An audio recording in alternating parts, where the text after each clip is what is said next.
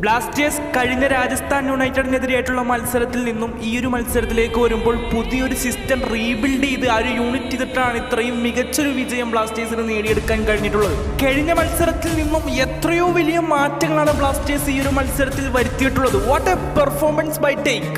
ഈ ഒരു മത്സരത്തിൽ ബ്ലാസ്റ്റേഴ്സിൽ നിന്നും മികച്ചൊരു ലിങ്കപ്പ് കാണാൻ പറ്റി. നമുക്കറിയാം, ഇപ്പോൾ കൊറൂസിംഗ് ആണ് ആ ഒരു പന്ത് നമ്മുടെ നിഹാൽ സുധീഷിലേക്ക് കൊടുക്കുന്നത്. നിഹാൽ സുധീഷ് അവിടെ സെറ്റ് ചെയ്ത് കൊടുക്കുകയാണ്, അതും കേരള ബ്ലാസ്റ്റേഴ്സിന്റെ മുന്നേറ്റ നിര താരമായിട്ടുള്ള കോൾഡ് ഒബിയട്ടേക്ക്. ഈ ഒരു മത്സരത്തിന്റെ ഏറ്റവും വലിയൊരു പ്രത്യേകത എന്ന് പറഞ്ഞു കഴിഞ്ഞാൽ 4-4-2 ഫോർമേഷനിലാണ് ബ്ലാസ്റ്റേഴ്സ് ഈ ഒരു മത്സരത്തിൽ ഇറങ്ങിയിട്ടുള്ളത്. അപ്പോൾ രണ്ട് സ്ട്രൈക്കറായിട്ട് കളിക്കുന്നത് നിഹാൽ സുധീഷും കോൾഡ് ഒബിയറ്റയാണ്.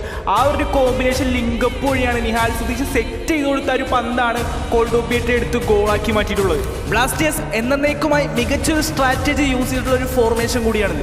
ഇനി അടുത്തൊരു കാര്യം പറയുകയാണെങ്കിൽ, കഴിഞ്ഞ മത്സരം പോലെ തന്നെ വേറിട്ടൊരു പ്രകടനം കാഴ്ചവെച്ച താരമാണ് കേരള ബ്ലാസ്റ്റേഴ്സിന്റെ പ്രതിരോധ സ്പാനിഷ് താരമായിട്ടുള്ള ജുവാൻ റോഡ്രിഗസ്. ഈ ഒരു വിഷയിൽ കാണുന്ന പോലെ തന്നെ ഒപ്പോണന്റ് ഗോൾ കീപ്പർ ക്ലിയർ ചെയ്യുന്ന ഒരു പന്താണ്. ആ ഒരു ക്ലിയറൻസ് വഴി ഡൽഹിക്ക് അനുകൂലമായിട്ട് ക്വിക്കായിട്ടൊരു കൗണ്ടർ ഇട്ടാണ്. ആ ഒരു സമയത്ത് സന്ദീപിന്റെ പൊസിഷൻ നോക്കുക, റൈറ്റ് ബാക്ക് താരമാണ് ഇദ്ദേഹം. അപ്പോൾ അദ്ദേഹത്തിന്റെ പൊസിഷനും ജുവാൻ റോഡ്രിഗസിന്റെ ഒരു പൊസിഷനും കൂടി നമുക്ക് നോക്കുകയാണെങ്കിൽ മനസ്സിലാവും. കഴിഞ്ഞ മത്സരത്തിൽ കണ്ട പോലെ തന്നെ ആ ഒരു വിങ് ബാക്കിലേക്ക് കൂടി കേന്ദ്രീകരിച്ച് കളിക്കുന്ന ഒരു ജുവാൻ റോഡ്രിഗസിനെയാണ് നമുക്ക് ഇപ്പോഴും കാണാൻ കഴിയുന്നത്.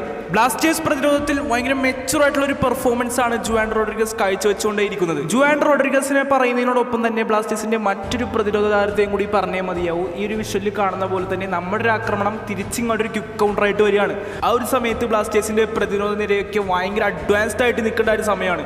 ആ ഒരു സമയത്ത് ബ്ലാസ്റ്റേഴ്സിന്റെ ആകെ കൂടി 2 താരങ്ങൾ മാത്രമേ ഉള്ളൂ. ഡൽഹിയുടെ ആ ഒരു മുന്നേറ്റ നിര താരത്തെ ഓടിച്ചിട്ട് പിടിക്കുക എന്നുള്ളത് ഭയങ്കര പ്രയാസമുള്ള ഒരു കാര്യം തന്നെയായിരുന്നു. ഭയങ്കര സ്പ്രിന്റ് എടുത്തുകൊണ്ട് ഓടി നമ്മുടെ മലയാളി താരമായിട്ടുള്ള ഷെഹീഫാണ്. പുള്ളി ആ ഒരു 1-on-1 സിറ്റുവേഷനിൽ ആ ഒരു ഏരിയൽ ബോൾ വിൻ ചെയ്ത് ക്ലിയർ ചെയ്യാൻ സാധിച്ചു. അല്ലെങ്കിൽ ബ്ലാസ്റ്റേഴ്സിന് ആദ്യം വഴങ്ങേണ്ടി വരുന്ന ഒരു ഗോളായി മാറുമായിരുന്നത്. ഇനി പ്രധാനമായിട്ട് സംസാരിക്കേണ്ടത് ബ്ലാസ്റ്റേഴ്സിന്റെ പുതിയ സിസ്റ്റത്തെക്കുറിച്ചും ആ ഒരു സിസ്റ്റം ബ്ലാസ്റ്റേഴ്സിൽ എത്രത്തോളം സക്സസ്ഫുള്ളായി. ചെറിയൊരു കൂട്ടായ്മയിൽ നിങ്ങൾ തന്നിട്ടുള്ള ഒരു പിന്തുണ എനിക്ക് പറഞ്ഞറിയിക്കാൻ കഴിയാത്തതാണ്. ഇവിടെ ഞാൻ വിശ്വസിക്കുന്ന ഒരു കാര്യം എന്ന് പറഞ്ഞാൽ, നിങ്ങൾ മത്സരം അനലൈസ് ചെയ്യുന്ന പോലെ തന്നെയാണ് ഞാൻ പറയുന്ന കാര്യങ്ങൾ നിങ്ങൾ അനലൈസ് ചെയ്തുകൊണ്ട് മാത്രമാണ് ഞാൻ വിചാരിച്ച ഒരു 1000 സബ്സ്ക്രൈബർ കൗണ്ടിലേക്ക് നിങ്ങൾ എനിക്ക് എത്തിച്ചേരാൻ കഴിഞ്ഞിട്ടുള്ളത്. നിങ്ങളാണെങ്കിലും ഞാനാണെങ്കിലും ഇതൊന്നും ഇവിടം കൊണ്ട് നിർത്തുന്നില്ല. നിങ്ങളുടെ ഈ ഒരു സപ്പോർട്ടും പിന്തുണയും ഇനിയും കൂടെ കാണുമെന്ന് തന്നെ പ്രതീക്ഷിക്കുന്നു. ഇന്നത്തെ മത്സരത്തിൽ ഒബിയട്ടയുടെ ഒപ്പം തന്നെ നിറഞ്ഞു നിന്ന് കളിച്ചിട്ടുള്ള ഒരു താരമാണ് ബ്ലാസ്റ്റേഴ്സിന്റെ മധ്യനിര താരമായിട്ടുള്ള അഡ്രിയാൻ ലൂണ. മധ്യനിരയിൽ നിന്നും അഡ്രിയാൻ ലൂണയുടെ ഈ ഒരു ലോങ് ബോളാണ് കൊറൂസിംഗിന്റെ തലയിലേക്ക് ചെന്നെത്തുന്നത്. കൊറൂസിംഗ് ആ ഒരു പന്തെടുത്ത് ടാപ്പ് ചെയ്ത് ജസ്റ്റ് ഒന്ന് ഒരു വലയിലേക്ക് എത്തിക്കുക എന്നുള്ളൊരു മാത്രമേ ഉള്ളൂ. പക്ഷെ അത് വലിയൊരു ഓഫ് സൈഡിന്റെ പക്കലാണെങ്കിലും റഫറി ബ്ലാസ്റ്റേഴ്സിന് അനുകൂലമായിരുന്നു. ബ്ലാസ്റ്റേഴ്സിന് അത് ഗോളായിട്ട് തന്നെ അനുവദിച്ചത് ബ്ലാസ്റ്റേഴ്സിന് തീർച്ചയായിട്ടും ഒരു തുണയായി. ഇനിയിപ്പോൾ ബ്ലാസ്റ്റേഴ്സിന്റെ ഒരു കളിയിലേക്കോ ഒരു പെർഫോമൻസിലേക്കോ വരികയാണെങ്കിൽ നമുക്ക് മനസ്സിലാവേണ്ട ഒരു കാര്യം, ഫുള്ളൊരു ലോങ് ബോൾ സ്ട്രാറ്റജിയാണ് ബ്ലാസ്റ്റേഴ്സ് ഈ ഒരു മത്സരത്തിൽ എടുത്തിട്ടുള്ളത്.